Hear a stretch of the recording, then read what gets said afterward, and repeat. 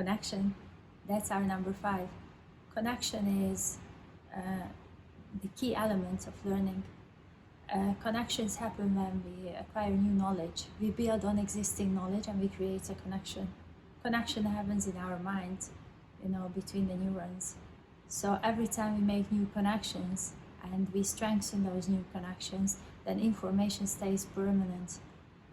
Apart from that, we also want to connect ideas that we know and new ideas that we are just learning.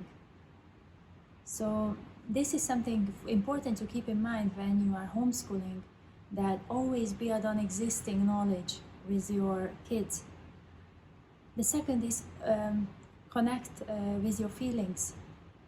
Very often, we live in our body, but we don't really connect with our feelings. So remember to connect with your feelings, with using compassion and curiosity, and also connect with your child's feelings. It's not an easy time, but it doesn't make it less valuable than any other times we had before or we are going to have after. So connect with your feelings and connect with your body. Your body is the house of wisdom. Your body is storing information and retrieving information at the right time.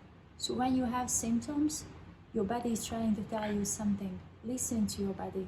Connect with your body, connect with your feelings, connect ideas. This is the learning for today. Connection.